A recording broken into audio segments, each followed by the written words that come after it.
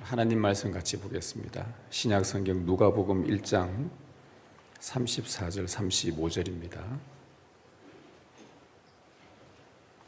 누가복음 1장 34절 35절 두 절입니다.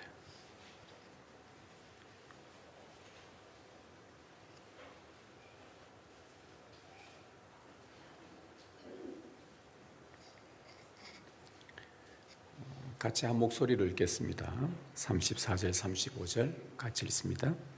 마리아가 천사에게 말하되 나는 남자를 알지 못하니 어찌 이 일이 있으리이까. 천사가 대답하여 이르되 성령이 내게 임하시고 지극히 높으신 이의 능력이 너를 덮으시리니 이러므로 나실. 아멘. 매년 저희가 부활주일을 앞두고 한 주간 고난주간 기도회를 지금까지 계속 해왔었습니다. 이 기간에는 예수님의 고난에 대해서 좀 집중적으로 또 말씀을 듣고 이렇게 묵상을 해왔었습니다. 그러니까 매번 고난주간 되면 그리스도 그분에 대한 자체에 대한 다른 거 살붙이지 않고 그냥 그리스도 그분에 대해서 그분이 과연 누구셨는지에 대한 얘기들을 좀 말씀들을 계속 나누어 왔었습니다. 올해 고난주간은 우리 송영목 교수님 수요일 날 목요일 날 오시게 되는데요. 부산에 저희 교단에 속해 있는 학부 대학교 고신대학교 신약학 교수님이신데 이분이 수요일 날 목요일 날 오셔서 말씀을 나눠주실 때 수요일은 어린 양의 복음, 그리고 목요일은 십자가의 복음, 이렇게 각각 제목을 가지고 우리에게 말씀을 전해 주신다고 하셨습니다. 그래서 제가 이 고난주간 5일 동안 목사님이 어린 양의 복음, 십자가의 복음 이 두 부분들을 나눠주기로 하셔서 제가 그 두 제목을 중심으로 월요일, 화요일, 금요일 제가 맡은 부분들을 순서를 좀 이렇게 맞추어서 짰습니다. 그래서 월요일에는 성육신의 복음, 이 땅에 오신 복음, 그 다음에 화요일에는 내일은 고난 받으신 고난의 복음, 수요일은 이제 교수님이 어린 양의 복음, 목요일은 십자가의 복음, 그 다음에 이제 제가 금요일 날 십자가 위에 무덤에 들어가시는 무덤의 복음, 그리고 주일 내에는 주일 예배 때는 부활의 복음, 이렇게 좀 예수 그리스도의 구속 사역의 전반적인 이 복음과 그 복음이 우리에게 어떤 유익을 주는지에 대해서 이 한 주간 이 말씀으로 풍성하게 보낼 수 있기를 소망합니다.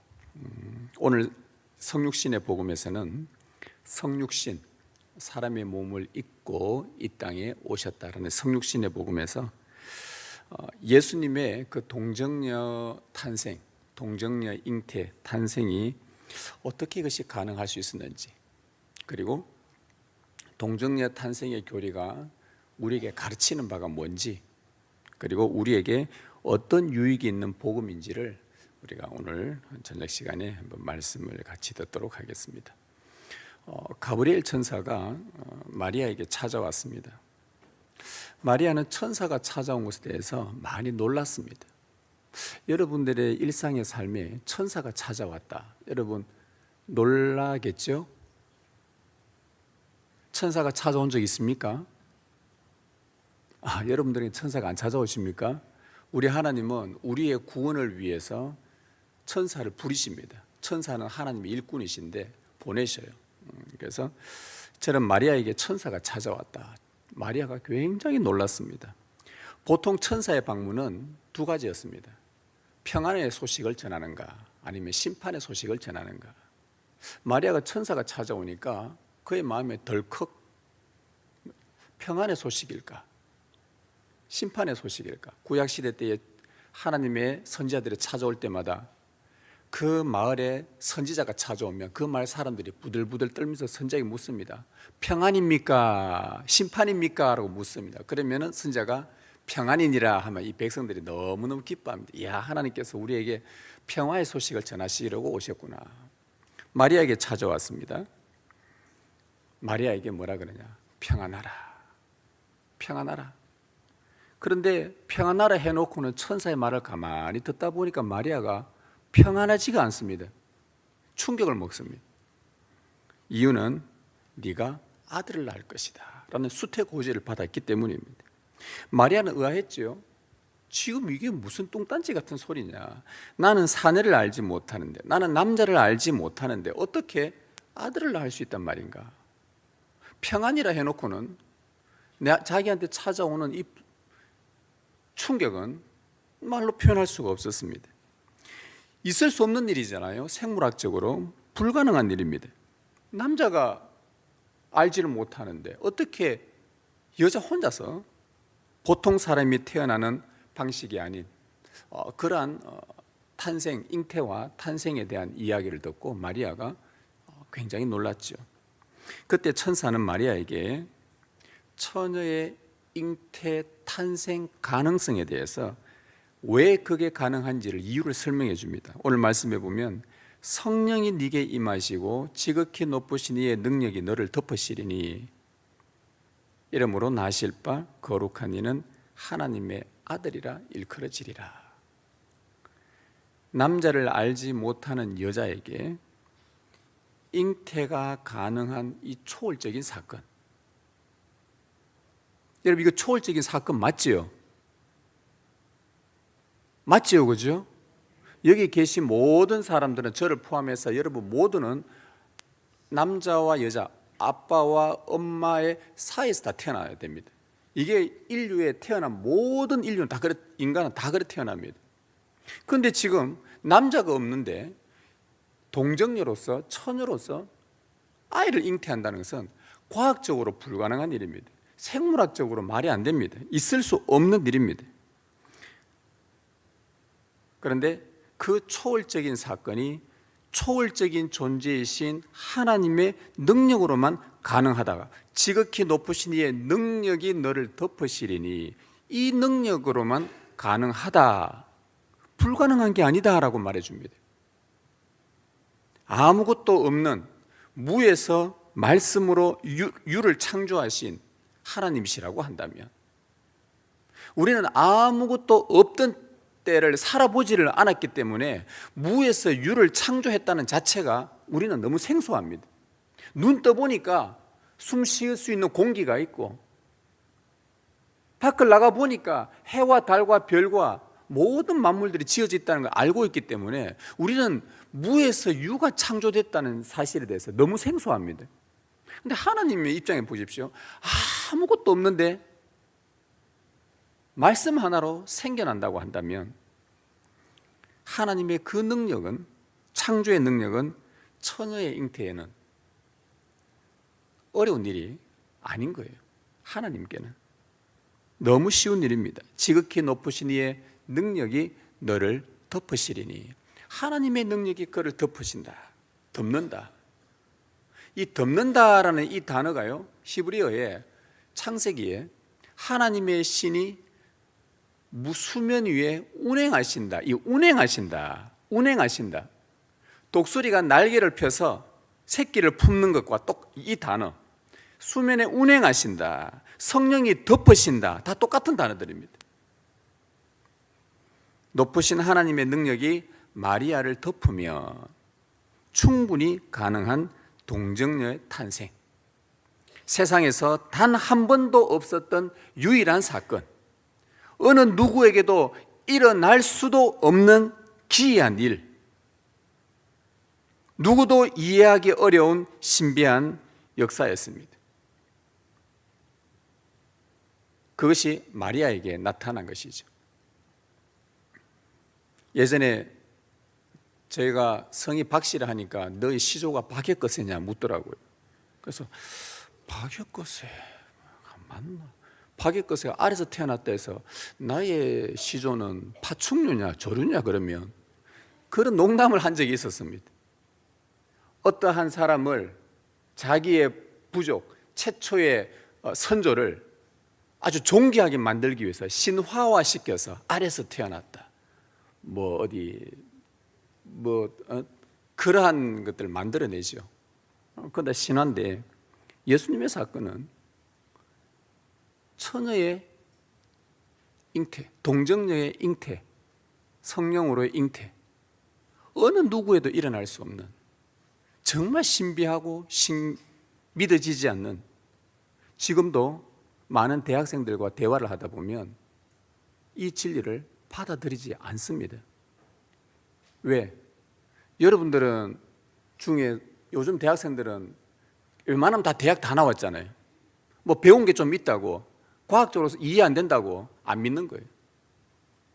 여기 대학생들 중에 이걸 믿는 우리 교회 대학생들은 이상한 애들인 거예요. 이게 믿어진다는 게. 원래는 학교 과정에서 초등학교, 중학교, 고등학교 열심히 공부해서 이 학식을 가득 많이 채운 사람의 기본 상식으로는 믿어지지 않는 겁니다.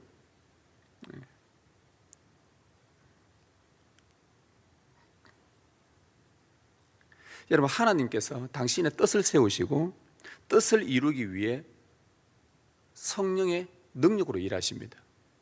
하나님의 뜻을 딱 잡아서 뜻을 세웠습니다.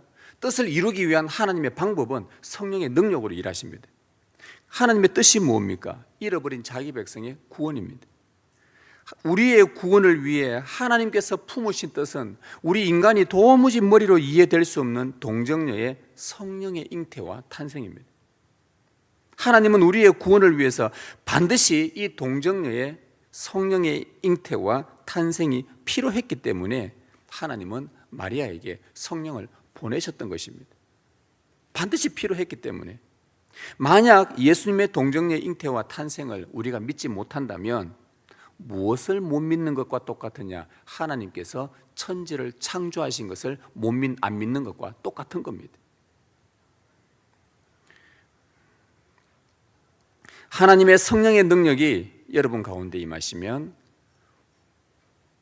불가능했던 회개의 역사가 여러분 가운데 일어나고, 불가능했던 죄 용서가 여러분 안에 일어나고, 하나님의 성령이 여러분 가운데 임하면은 불가능했던 죽은 영혼이 다시 살아나고, 이 모든 것이 하나님의 능력이 여러분을 덮을 때에만 가능한 일들입니다. 따라서 우리는 성령의 능력으로 일어난 이 신비로운 예수님의 동정녀 잉태와 탄생은 성령의 능력이 덮이는 자에게만 믿어지는 놀라운 구원의 사건입니다.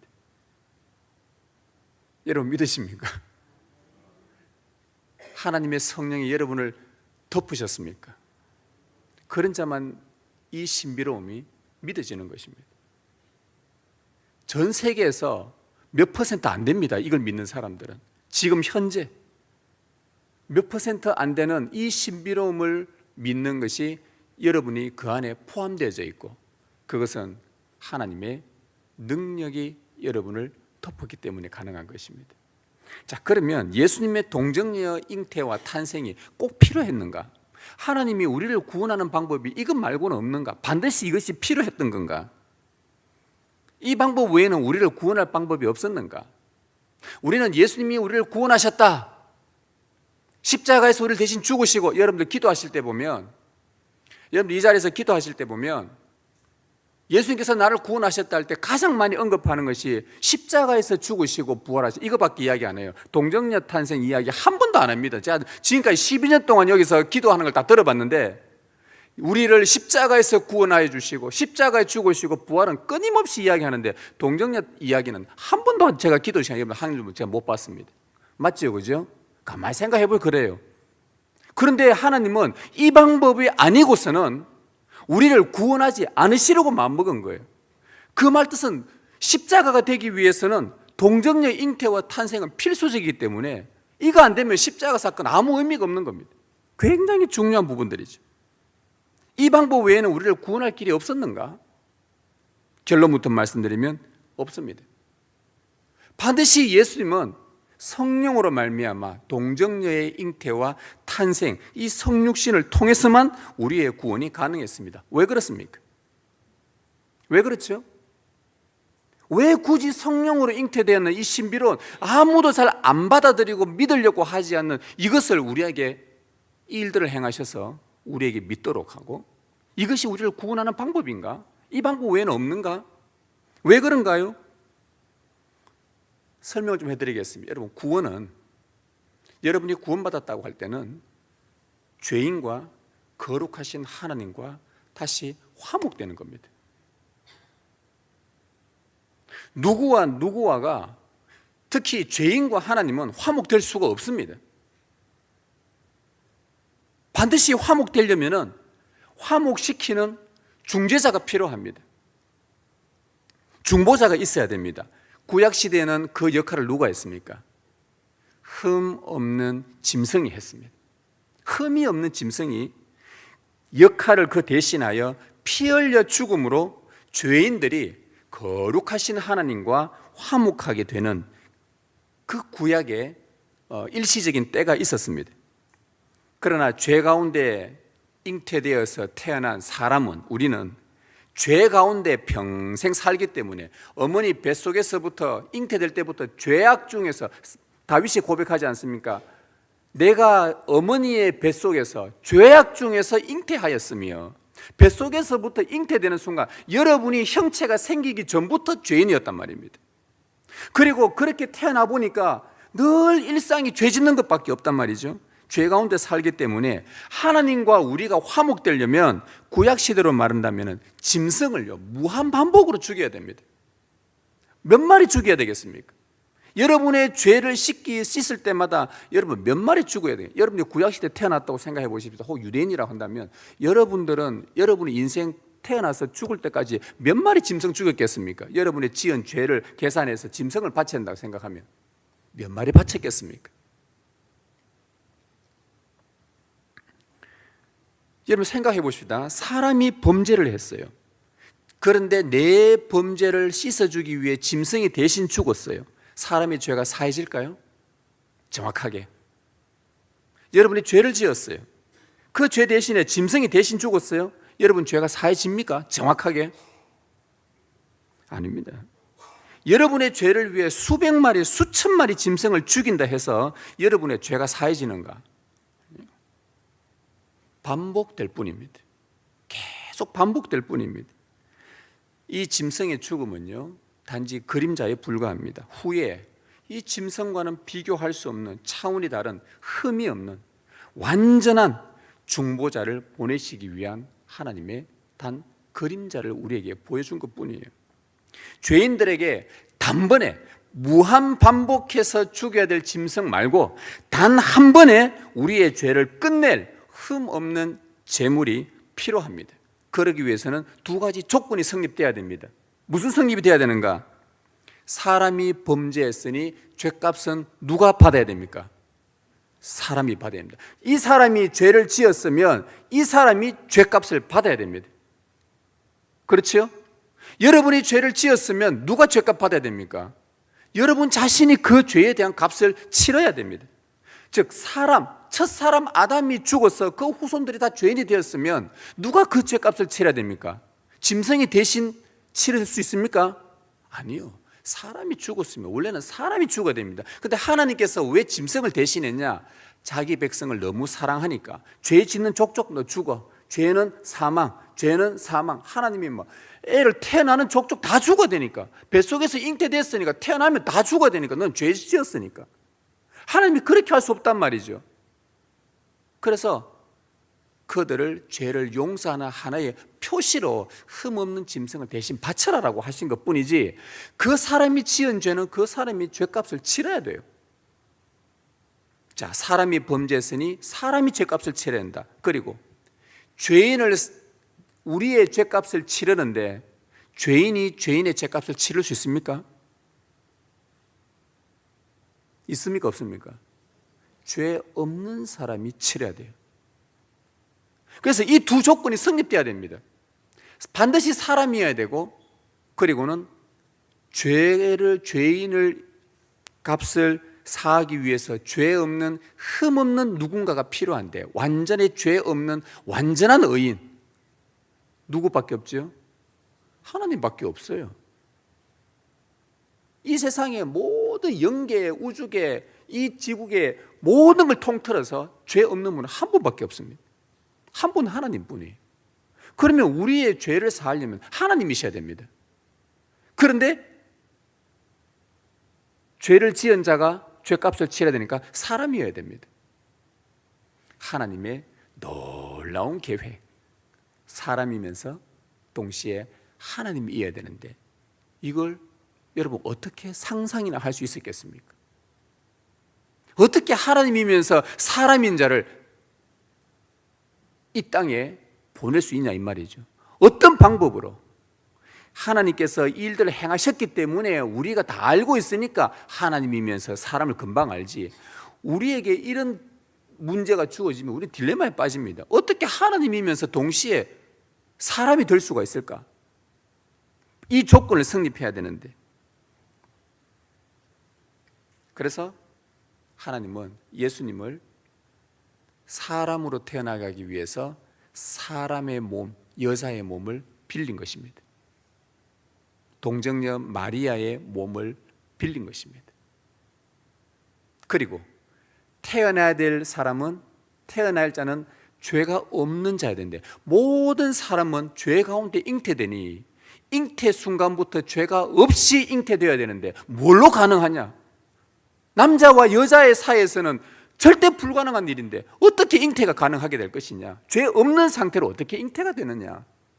그래서 하나님의 방법은 당신의 성령으로, 능력으로 하나님이 친히 잉태케 하신, 성령으로 잉태케 하신, 인간이 개입되지 않는, 남자가 개입되지 않는, 죄가 될 수 없는, 그래서 이 방법, 이 두 가지 방법만 유일했던 것이죠. 그래서 하나님은 사람들이 도무지 이해할 수 없는 신비하고 기이한 일을 계획하셨던 것입니다. 성령으로 잉태되었기 때문에 하나님이 참 하나님이 되시고 우리를 죄 용서할 수 있는, 죄인들을 용서할 수 있는 죄 없는 의인 하나님이 되셔야 돼요.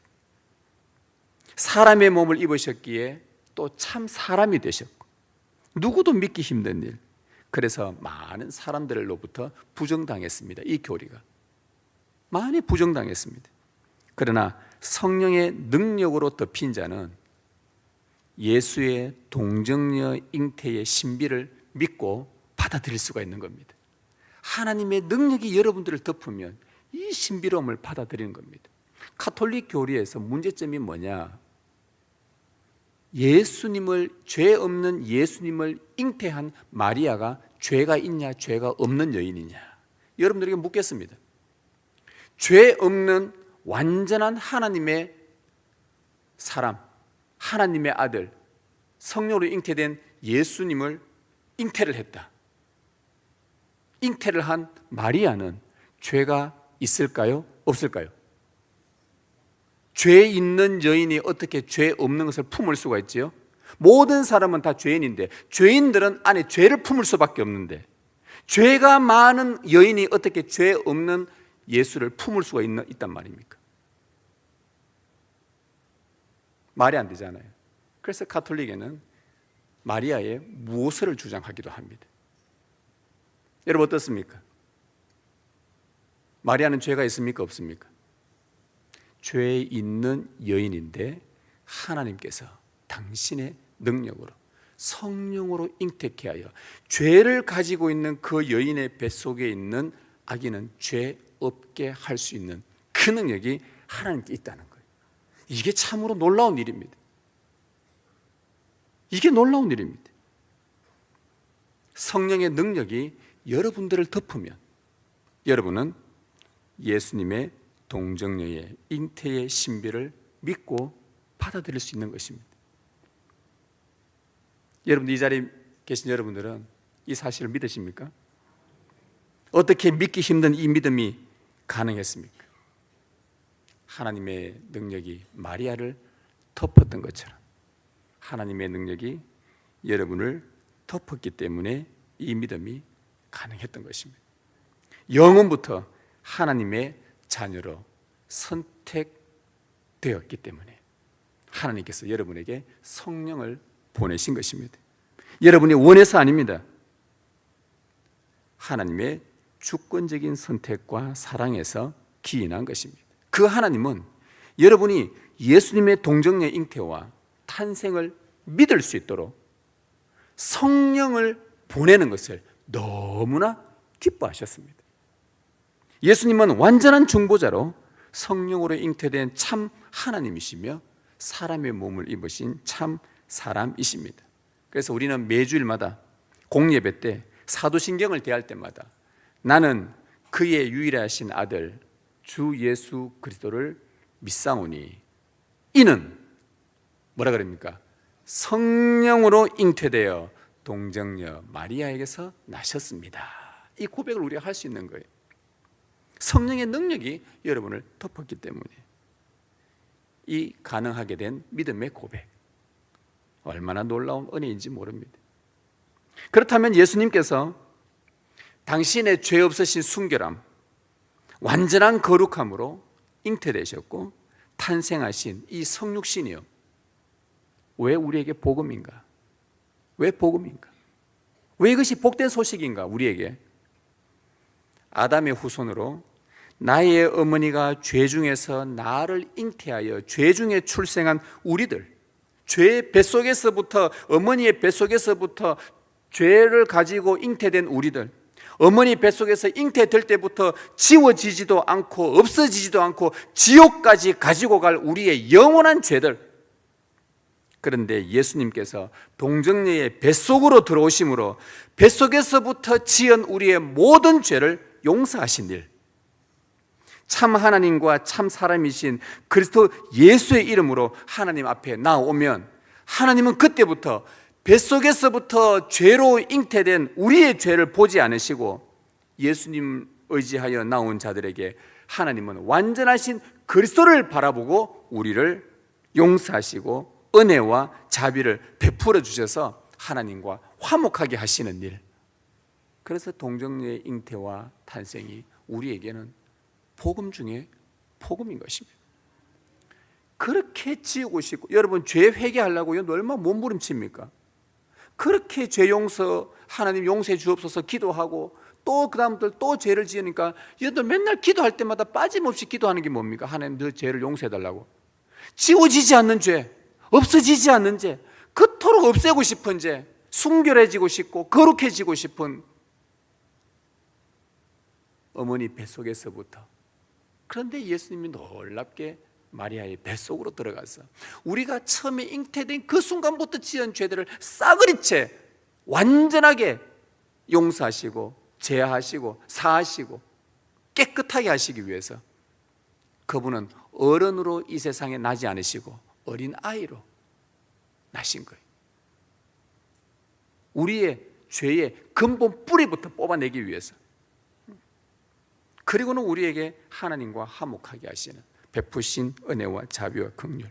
예수님께서 성육신 하지 않으셨다면 결코 우리에게 주어질 수 없었던 복음, 동정녀 마리아의 몸에서 성령으로 잉태되고 탄생하신 흠없고 완전하신 거룩하신 참 하나님, 참 사람이 되신 주 예수 그리스도. 여러분, 이 고난주간에 이 주님께 감사하며 영광을 돌리는 여러분 되시길 주님의 이름으로 축복합니다.